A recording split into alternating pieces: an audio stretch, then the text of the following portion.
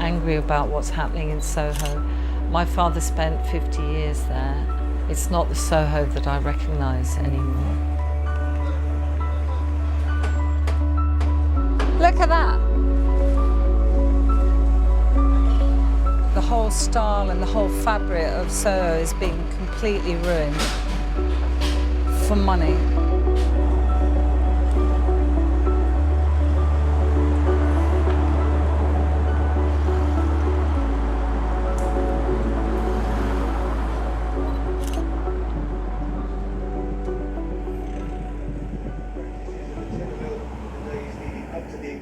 By the emergency services searching Jesus. reports. Oh God, she's coming at 9. Those leading the search for the missing at the remains of this mill. Seems to me everyone's coming at 9. Fuck. And today in the robbery, the second of them came to light. 6 meters below the first of the workers. I'm leaving. I'm leaving this flat. I've invited a few friends round. We're just going to have a nice time, talk shit. Yes, you can come round sooner if you want. In fact, my whole life I've had parties. I get it from my father. He loved partying. Bit of sausage, love. It's a spontaneous combustion. See, I hate rules, regulations and planning. That reminds me of public boarding school. My name is Henrietta Sophia Wallace Dunlop. I'm so posh, darling, you can't believe it. I am so posh. My history is unbelievable. My whole childhood was surrounded by pictures of my ancestors watching me. I was brought up that you don't discuss money. It's a class thing. I'm a very passionate artist. I like to be the hostess. I enjoy entertaining. I'll get everyone singing, maybe. They don't know that yet. Oh, now the other phone's going. I've got to go. Bye, darling. Bye, bye.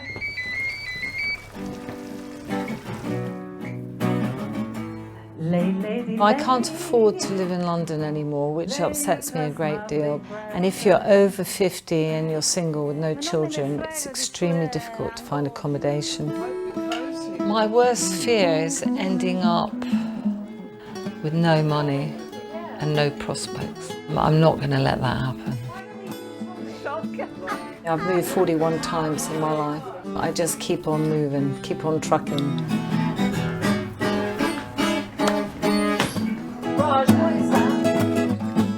She's very flamboyant, she's arty, she's vivacious, she's special. Oh, thank you. And relentless. Fuck off, thank you. I started painting at 51. I think I was in denial of being an artist. I had confidence issues. Someone's coming, Lord, can buy. I started drinking quite a lot, so in effect, I swapped alcohol for art. Nikki, we don't do drugs anymore, do we? I don't. Have you got any LSD? No. I haven't had a tab since. Art is an incredible therapy. Mummy, a laugh. Sober. The person I liked didn't come. Couldn't come. But that's okay. I'm having a good time with my friends. Really got me. You really got me.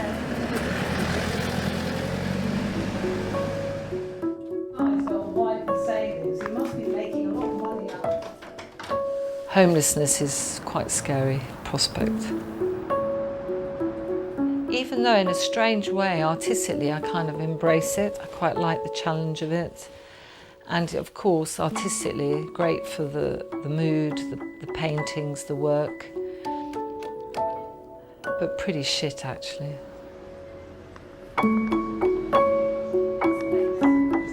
Think of Jackson Pollock, the dripping thing.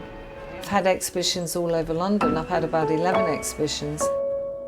I think being an expressionist painter is something that I just do naturally. I didn't plan it. I think a style adopts you. I don't think you adopt a style.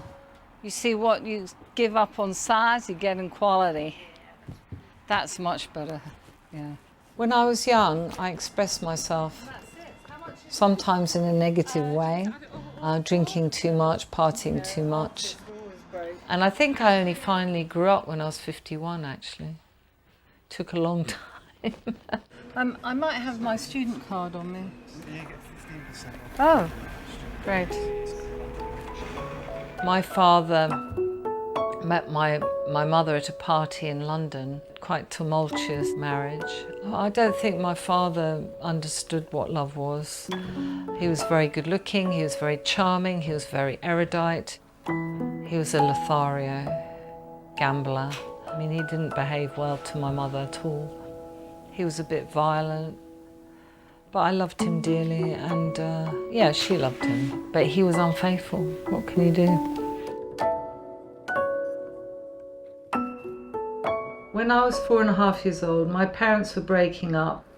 Friends of the family came and took me to my grandparents. It's in the countryside in Mackie's Hill, Peaslake. I felt very abandoned by my parents. You know, I felt very abandoned. I adored my father, but I didn't see him very often. And the sad thing is, I used to wait at Christmas at the gate, and often he wouldn't turn up. That's quite sad. I was expelled from school for drinking 100% proof rum because I got very depressed at school. I hated it, so I got expelled as a way out. I hadn't seen my father for about 4 years, and so I think in 1972 I decided to go and stay with him in Soho and live on his couch in 56A Old Compton Street. And I went to Soho to find a new way of life. And I didn't really know what I was going to be in for. It was quite a shock.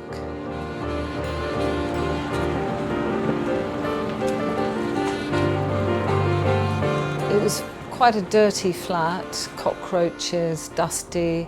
My father's girlfriend wasn't very into housework. And so I automatically became the cleaner because I had been brought up well by my grandmother and I used to clean everything. If I hadn't been expelled, I wouldn't have gone to Soho and my life would have been very different. My peaceful Peaslake school life was quite boring in comparison. I'd come straight out of a boarding school situation with regulation grey knickers. If you can imagine arriving in this den of iniquity, of mad people drinking and gambling everywhere, prostitutes on street corners. It was a very scary, interesting, fascinating, exotic flurry of activity. That feeling of freedom, of expression, that's what's made me the artist that I am now.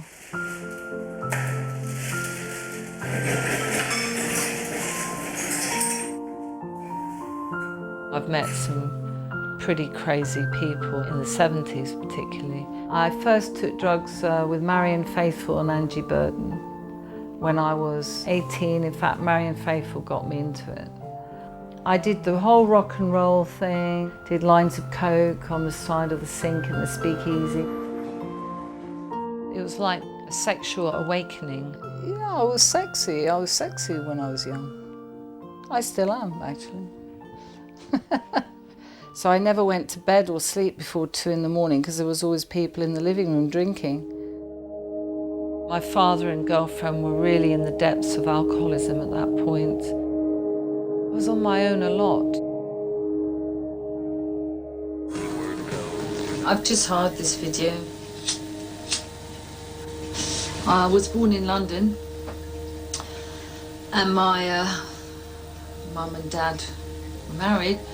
And then my dad went off when I was about 3. And I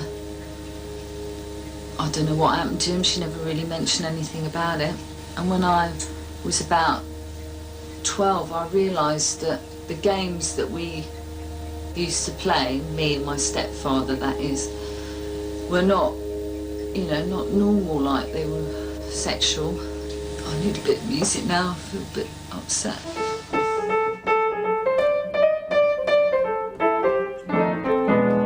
Love me or leave me and let me be lonely. If you're down, singing, painting and music get you through it. Unhappy with somebody else.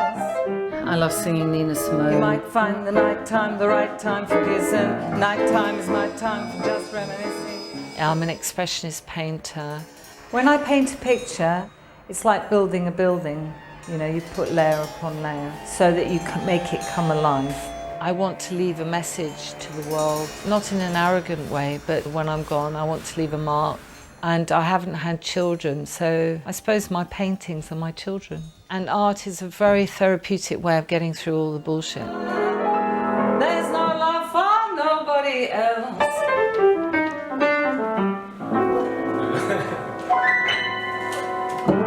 Let's start at the very beginning. It's a very good place to start. This was my first black and white acrylic painting, Medimba. It depicts the life of a slave. I paint human fragility, man's inhumanity to man.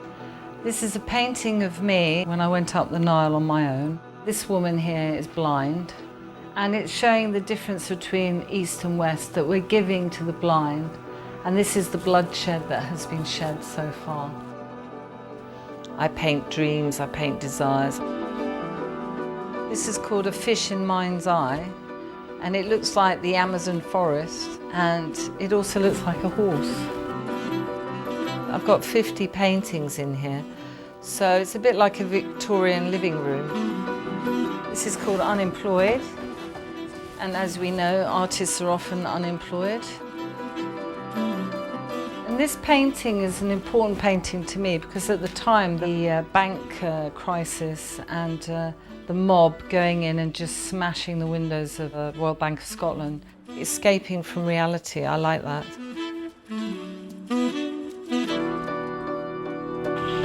The picture behind me is called Tuareg Soldiers, and if you turn it upside down, it looks like 3 feet. I took that photograph in France, one of my grandparents. I then did that painting. It's not quite finished, actually. I like it. It's homely. I feel at home with it. This is called Leaving Home. Each time I move and something new begins, my art takes a new direction. And that's a good thing. That's a very good thing. At 16, I was a miserable teenager. Soho was really swinging. Everyone was drinking. There's a lot of acid going on, Lucy in the Sky with Diamonds. I worked here for about 6 years. There were all kinds of celebrities. There was a lot of characters and a lot of misbehaviour. I once found a packet of cocaine on the floor, which I snorted, and then I sold the rest.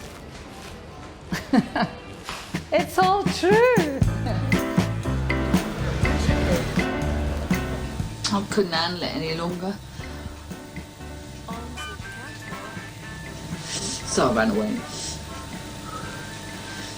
And I became a stripper.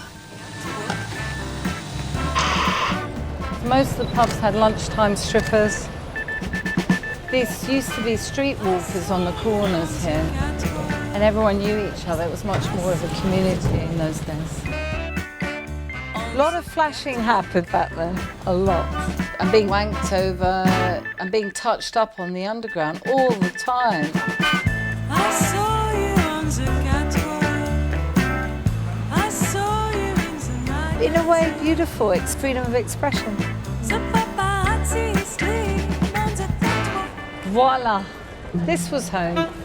When I was 15, 16, on the top floor. We'd invite people round. My father would play backgammon. I used to chat people up and get them to come and play for my father for money here. And it was opposite the pub. The French house is there. A couple of times I actually found women in my father's bed waiting for him to come home.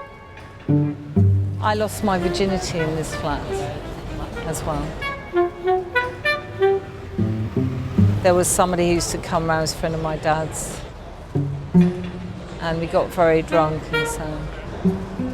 And my dad brought a cup of tea in the morning.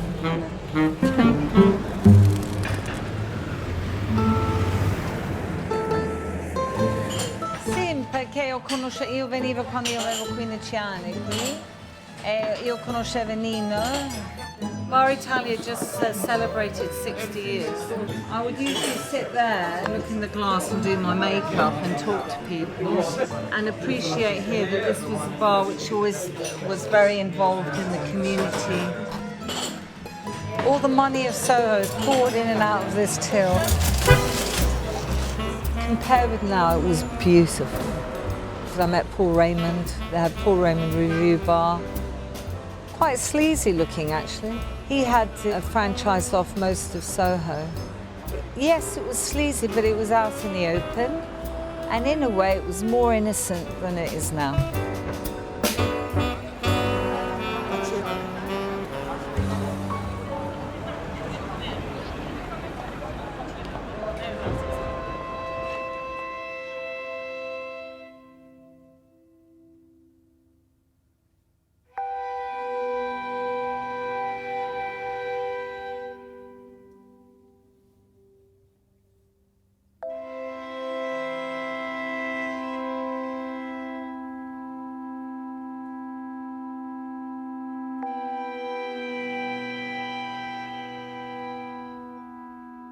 Oh, you were a beautiful baby.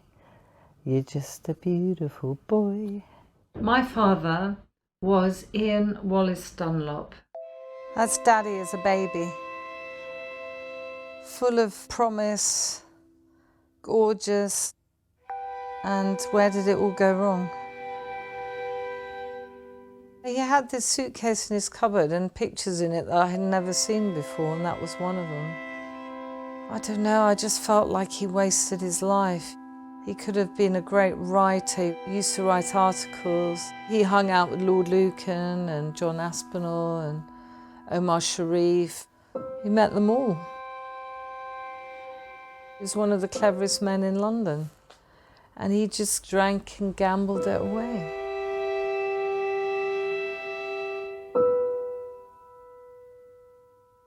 This is a photo of my father at Wellington. He fancied himself as the flashman from Tom Brown's School Days. My father sort of lived out this kind of rogue fantasy in his mind. Being a cad and a bounder, he thought it was cool. When I was at boarding school, brought me a lump of dope and said, if you're going to do drugs, get them off me. That's not exactly ideal. I'd never even thought about it. And I can remember saying, you know, what are your aspirations when you're old? And he said, I want to be a dirty old man. You either always had a drink in his hand or a cigarette. He never let a woman go by unturned.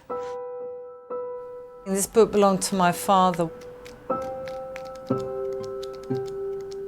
Shows his discreet fantasies on women, I suppose.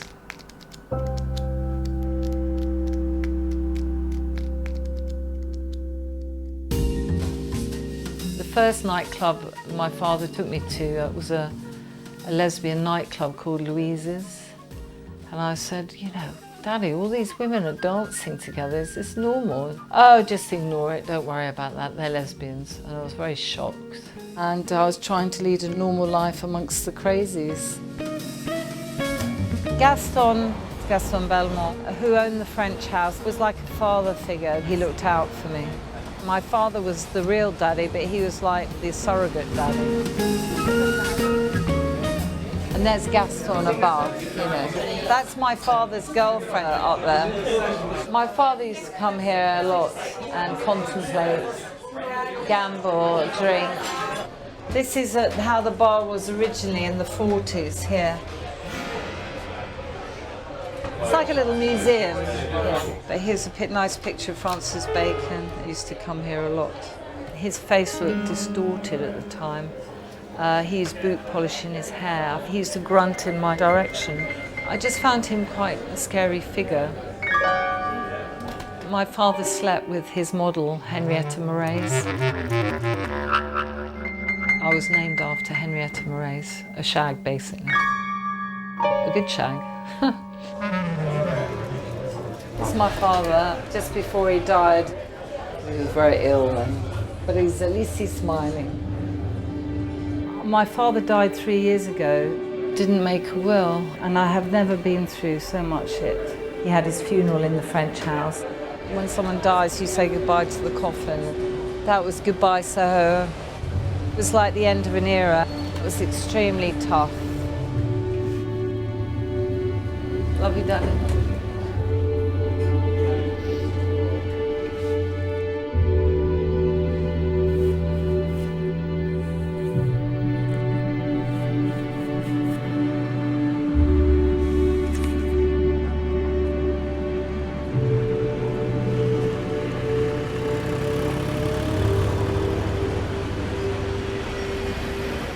I can't stand it. Is there any part of Soho that is not being fucking pulled down? Because they're building everywhere. They're pulling everything down. God knows if this will stay or go. Considerate constructors improving the image of construction. And what is it doing? It's fucking up Soho. What I am frustrated about is corporates knocking down the history of London. I'm very passionate about that. I was brought up in a very traditional way, and I'm just frustrated with what's going on around me. It's such a shame, it really is. Bloody shame. Everything is changing. Hello. Very old friend of my dad's. I know this young lady for, shall I say 40 years? More. More, right. You take care. Thank you very much. Bye. Oh, that was nice. Oh. We're outside Ronnie Scott's. Jimmy's would be on reception and Monty's would invite everybody in. Red carpet treatment, a glass of champagne. And I also met Nina Simone, my hero, here. Unfortunately, she was kind of carried out because she was taking uppers and downers. Hello. Hi. Hi. What's going on? You are? I'm Sophia Wallace Dunlop. How do you do? Hi, I'm Simon. I run Ronnie Scott. Hi. I used to be friends with Monty and Jimmy, Okay. and we're just on the outside. I'm not inside, I'm outside. Yeah, but you're sort of outside on our steps, if you like. All right, well, I'll get off the it's step. not really that. I'm not looking for... What's the big deal? We're in Soho, you know. Just fuck off, is my answer. Is that how Soho's changed then? Yes, it has, unfortunately. If it had been Monty on the door, he would have invited me and said, have a glass of champagne, bring in your film crew. Would you like to meet a famous jazz musician? This is how everything has changed. This is what I absolutely fucking hate. Sorry, that pissed me off. Because that's what's happening to Soho, and that's what's happening to life. It's the gentrification of Soho, and everyone up their own fucking arse. Another place, gone. It's horrible. See, look, it's just rubbish everywhere. What the fuck? This is another thing that's gone in Soho. Madame Jojo's. This is the hub of all the sex industry of Soho. Well, it was. Still got the odd dildo around. Pop-up shop. This is called The Ghost of Madame Jojo. Oh, Madame gosh, Jojo, how appropriate. Played Yes. by Stephanie. He's coming to haunt the residents of the newly built luxury apartments. Hi, Violet. Hello, how are you? I'm all right. I hate the change of Soho. Soho should be Soho. Now people are coming in here with the money and they're having all these flats built, but they're not for the ordinary people. These are for people that's got money, that are earning 50 grand a year. And the ordinary working class around here have got families, are growing up, they can't find anywhere for them to live, so they have to stay at home with mum and dad. And I think the government should do something about it. Make homes for the working class. I think Soho is finished now.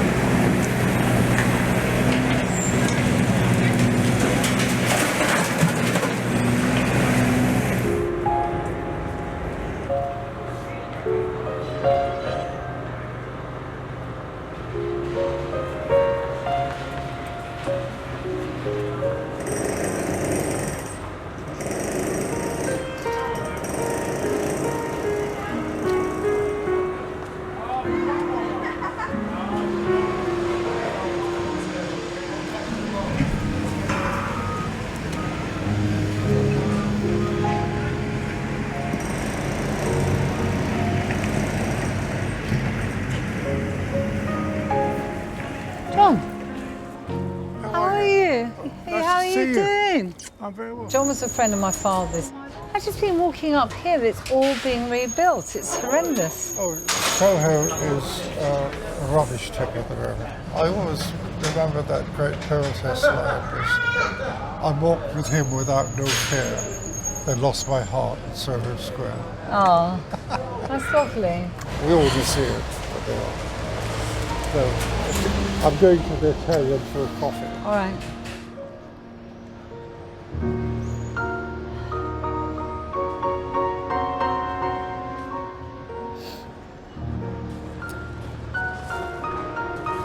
Sorry, I always get emotional when I see friends of my dad, you know? So.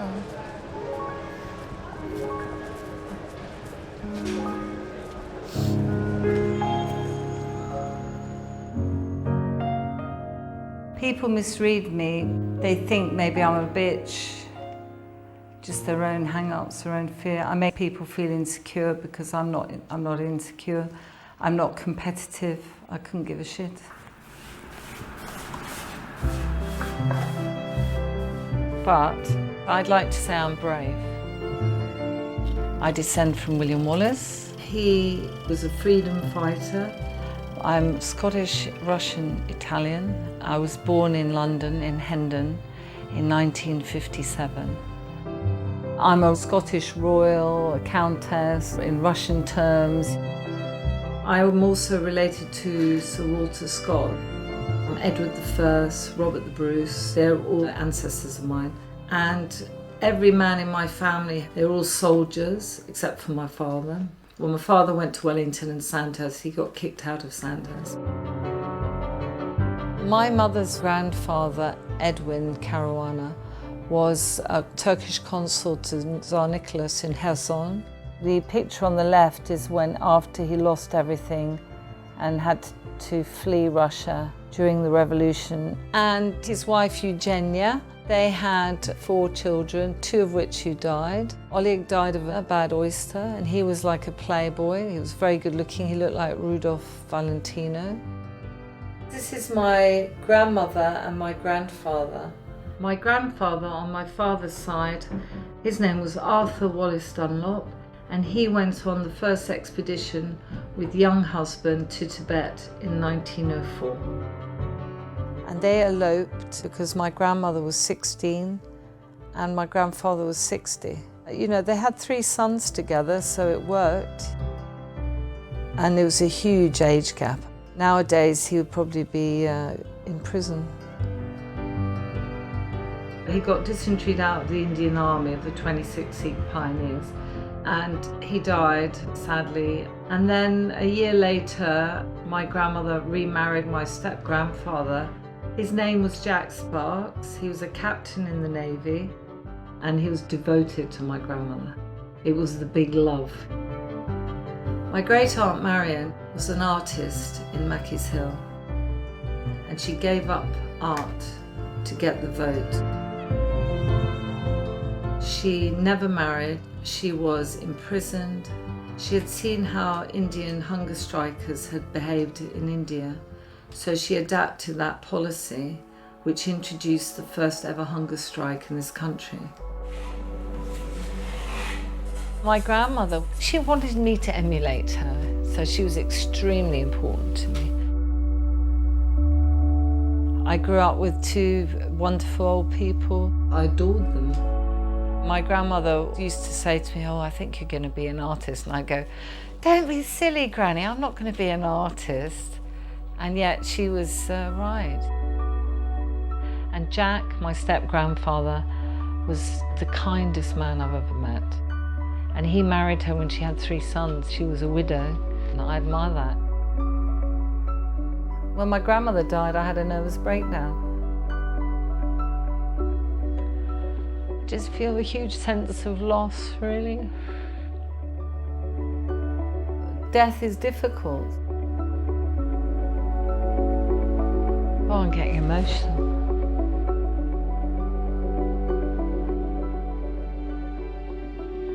I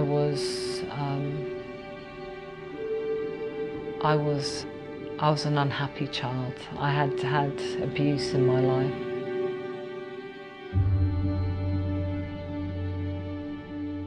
My other grandfather has actually abused me for quite a long time.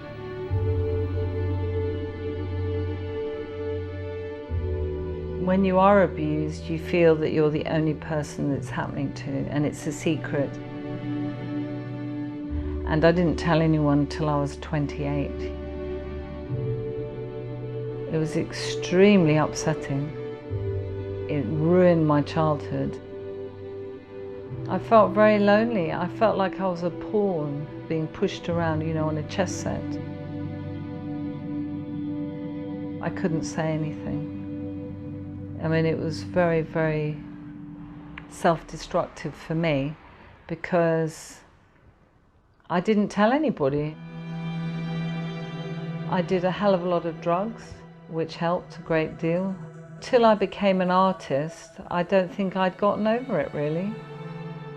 I've been a bit naive, being raped in my life and not having the strength of character to understand what could happen in a moment of danger.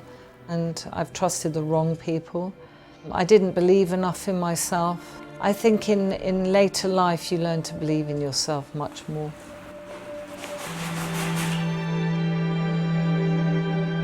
I've had my heart broken a few times, I would say. Early 30s was probably the best phase, and I fell in love with this guy who turned out to be homosexual, unfortunately.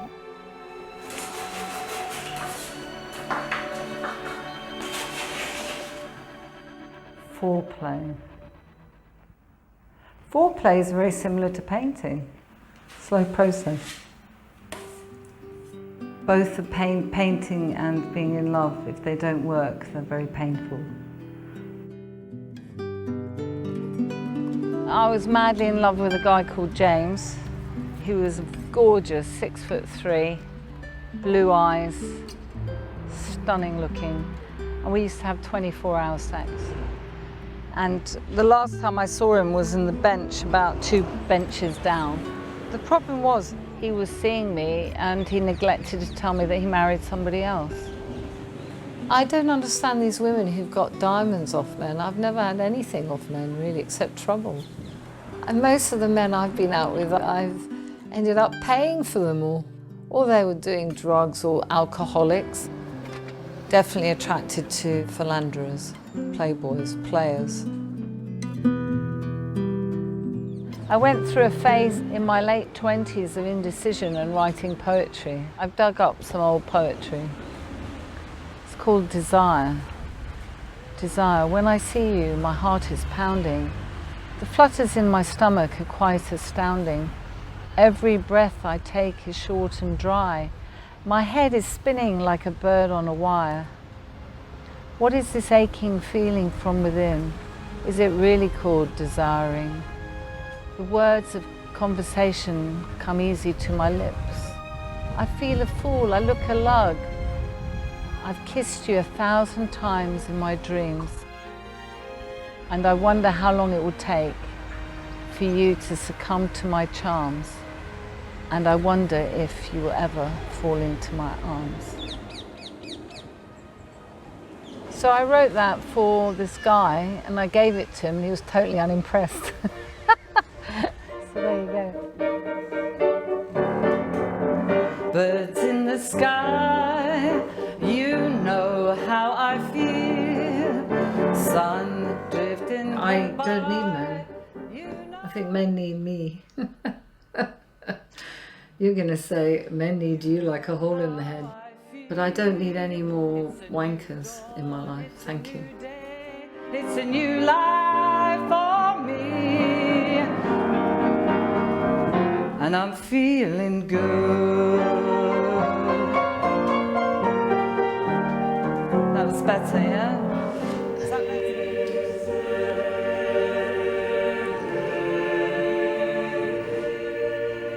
This painting is called Hanging On to Believe, where I'm holding on to God after my father passed away. That is a very emotional painting because so many bad things happened that I really felt I was actually losing it at one point. I was just self-medicating with marijuana, just felt very lost. The saddest thing was when his coffin was outside the French, watching it leave Soho, for me. It's very final, but I can't see me painting pretty flowers when that's just not what's happening.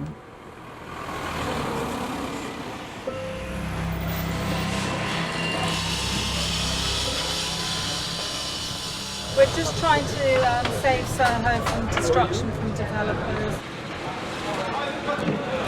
We're giving out leaflets to save Soho. This is George. George has been a part of Soho for very many years. George, 57 I first came here. Oh, that's the year I was born. How do you feel it's changed? It's all been done by stealth. The only problem today is when they regenerate the street, they knock it down and they create another Soho. They get a standardisation look. But over there, I mean, it's become like anywhere. It could be downtown Basingstoke. But it's Disneyland, that's what it is. It's all about money, money, money. They are planning on turning this area into the market and removing the street traders. At the end of the day, what sort of people are going to end up living here? We need to run it ourselves. On the economic side of it, half the hotels and restaurants in Soho live off this market. You haven't got Soho without Berwick Street. It won't exist. So for people born and bred here, this is the place they come for an hour every day to be part of something. Do you have a site manager here at the moment? Hello, are you the site manager? We're trying to save Soho from developers. I'm only working under somebody else. Everybody says to me, I'm only working for someone else, and it's like a chain effect. The problem that I have is that people here are developing in Soho, and it's no longer the Soho that I know. You guys are making billions, and yet people are lying in poverty on the pavement opposite one of your developments. Pass on the word through your chain effect to your boss. Thank you very much. We've got to stop developers from pulling down Soho, and we've got to preserve the history of this area. Got to stop people from pulling London down. Now look what they've done here. They've just bricked it up. And I do believe that these industries should be kept open. Otherwise, it all goes underground. Hello? We're all fed up with what's going on in London. They're redeveloping it, but they're taking the history away from young people like you. Take one of these. Contact your mayor. Very dirty building. Doesn't matter. You can. It's still a part of your history. Can I give you a flyer? This used to be a fantastic shop for many, many years. Excuse me, how do you feel about the closing of this shop? You're not answering me? Hello? Por favor? Hello? Where do you speak? Do you speak English? No. We've got to stop them pulling it down. Hello? Did you used to come to this shop? Yeah. I used to come here specifically when I was so trying sad. to get inspiration for artwork. Great shop. I hope it comes back.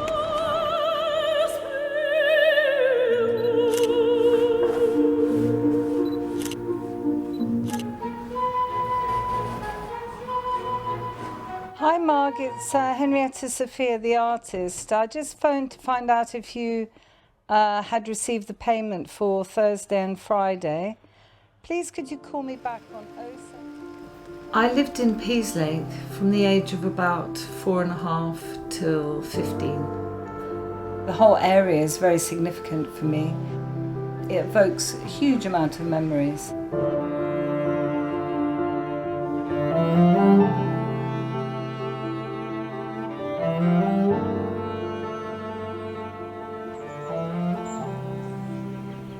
About 3 years ago, I had a dream of having a show in Peaslake.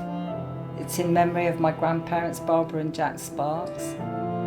Ideally with some suffragette memorabilia as well. It's very important that I can leave a mark where my great aunt May left her mark. I haven't been back here for nearly 50 years. So it was quite strange, really. Oh, God.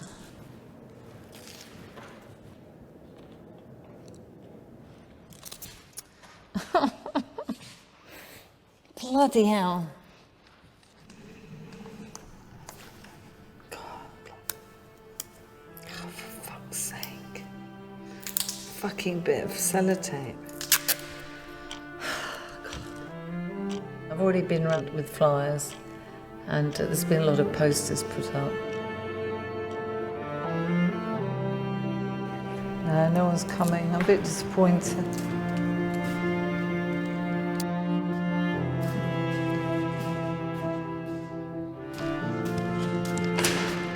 Who said this is glamorous? It's bloody not.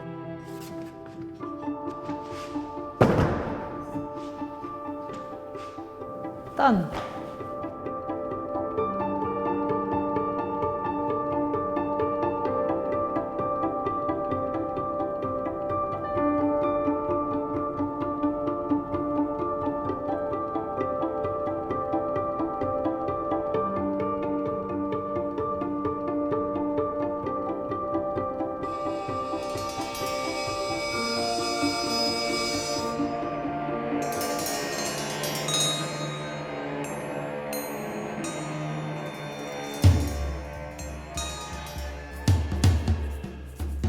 You've got acrylic, you've got the oil, you've got prints, and you've got etchings.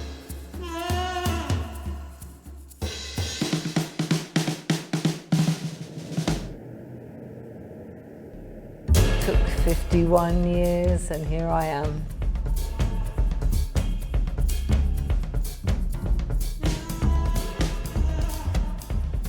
I'm really enjoying looking at my work because where I live in London, I'm used to all my paintings being around me, so I create something, but I don't have the opportunity to look at them from a distance like this, and it shows them off to advantage in this space.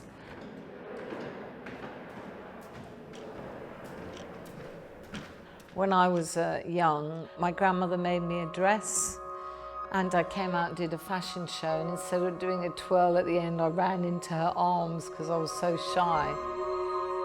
Perhaps expressionist painting is a form of getting rid of that shyness.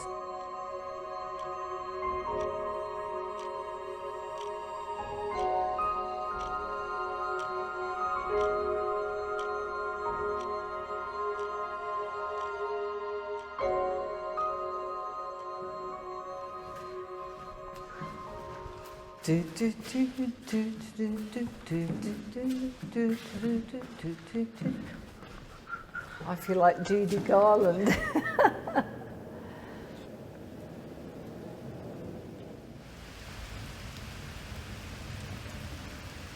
It's like being in a play and no one turning up. I've been through that. How many dates have you been on where the date didn't show? Or...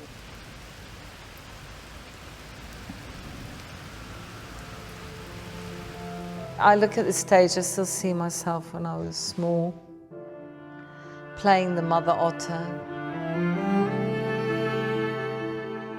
I still see my grandmother sitting there watching me. I think they'd be very proud of me and very glad that I'm putting Peaslake on the map, hopefully.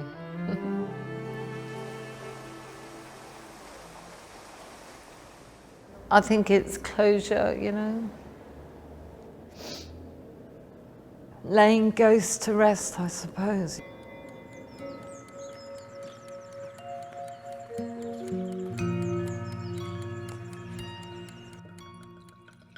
I said a little one.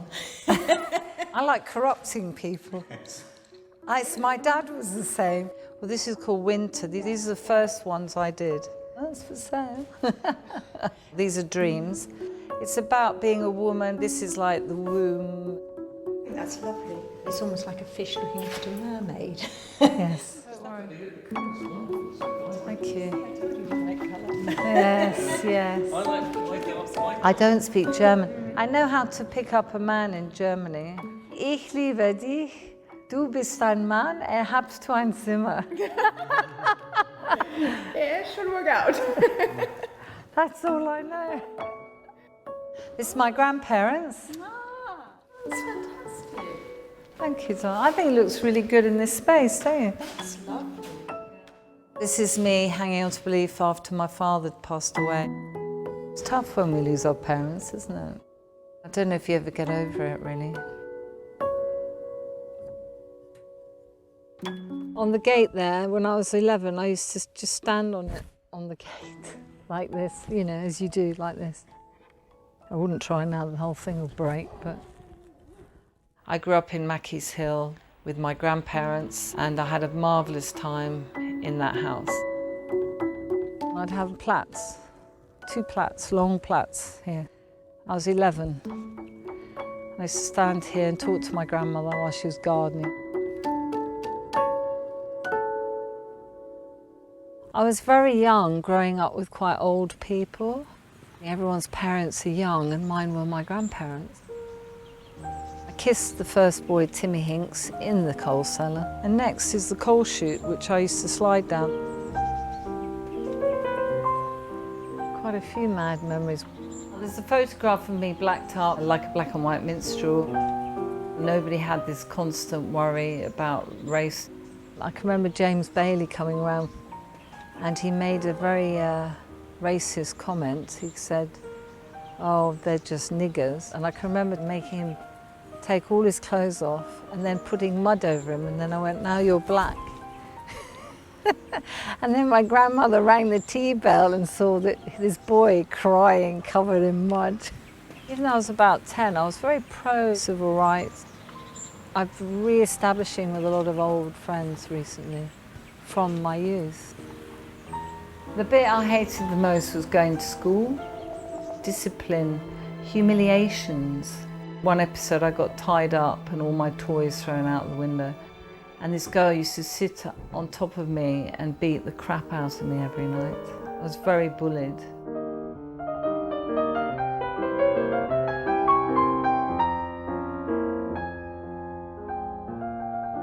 I was quite cool. I was quite older for my age in a way. I had a funny nose and I had curly hair and I had divorced parents. I had a lot of complexes. It was when Concord came out, so people used to call me Concord. It was awful. I smoked a lot of dope in the woods at school.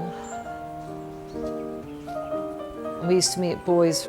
I remember we even smuggled one boy in with my friend. We watched her having sex in one of the dormitories. It was quite interesting.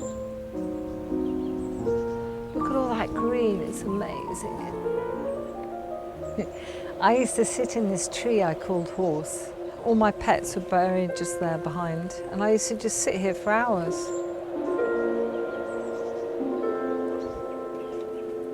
I used to think about poetry and books, and I liked it. It's been 43 years since I've been here, but there's lots of carvings here. I was quite a lonely child when I think about it. You know, I was on my own most of the time.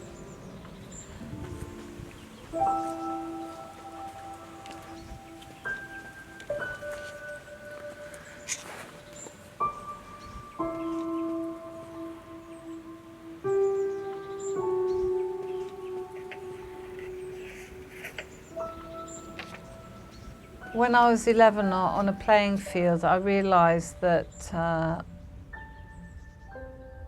I'd been abused for quite a while, and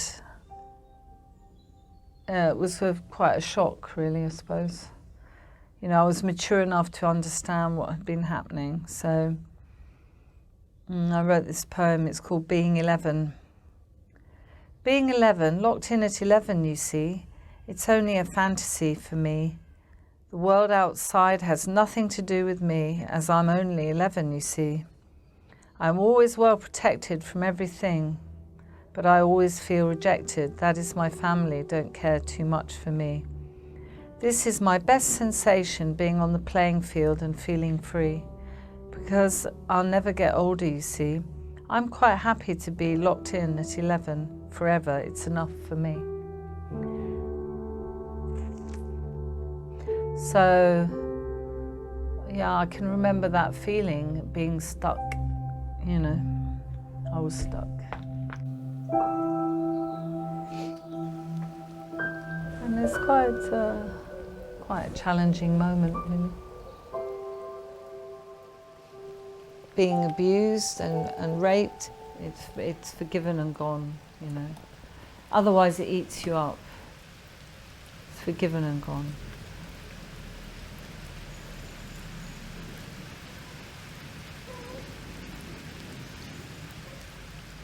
We all have dark moments, don't we? I paint my dark moments, I paint my emotional moments, I paint my happy moments.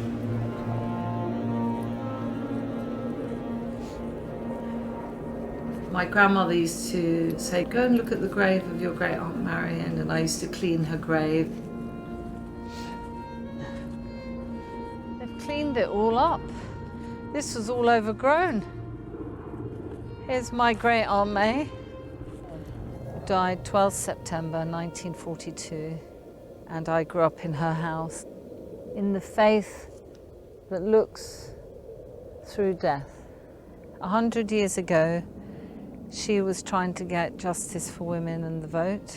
We're living parallel lives. She was an artist, I'm an artist, but the difference is that she didn't have a choice, but I do. We're free because of her. I'm very proud of her.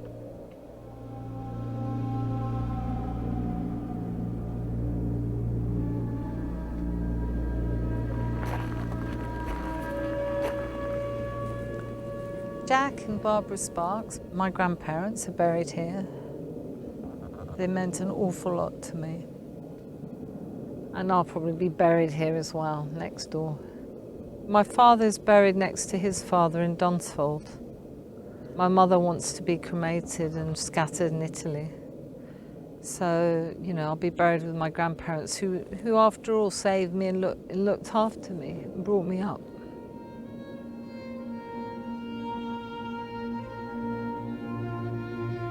I am currently technically homeless. Broke, nowhere to live, no money. I'm up a shit street without a paddle, guys. I miss you so much.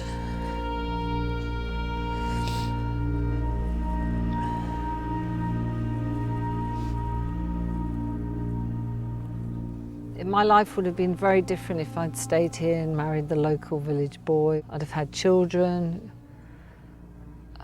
No. Soho.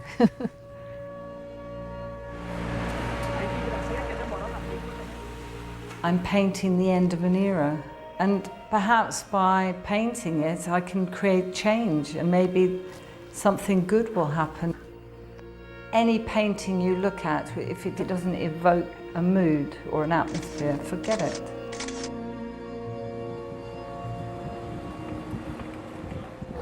Well, you've heard what everyone has to say. The Soho of today is shit compared with the Soho of yesteryear. It's lost. Very sad. Anyway. Thanks, Ali. So it's the picture of my dad. He used to sit where I'm sitting every day. And this was on the wall. So I'm going to try and get them to put it up at Blue Post. He was embarrassing, actually.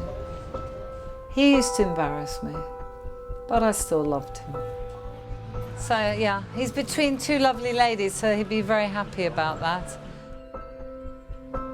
I think that's a great position for my father. I wanted his approval, I wanted his love. I wanted him to tell me that he loved me, but he never really did. Good things will last. But unfortunately, that's not happening in Soho because you've got corporate pricks who want money, ruining a perfectly wonderful place, erasing the history of it, all for the sake of the pound in their pocket.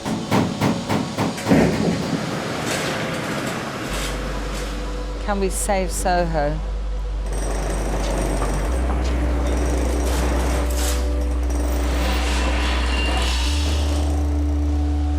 No. Fuck it, it's over.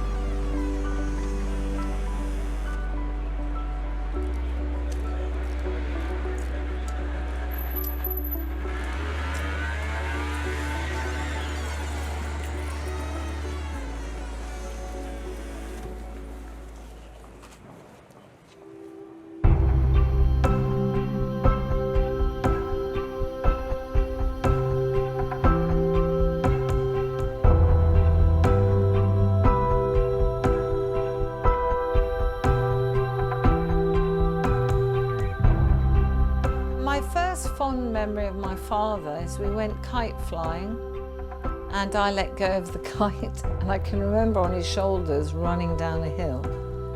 And I can remember, oh, you know, I'm with my dad. I can remember that was my first truly happy feeling with my father.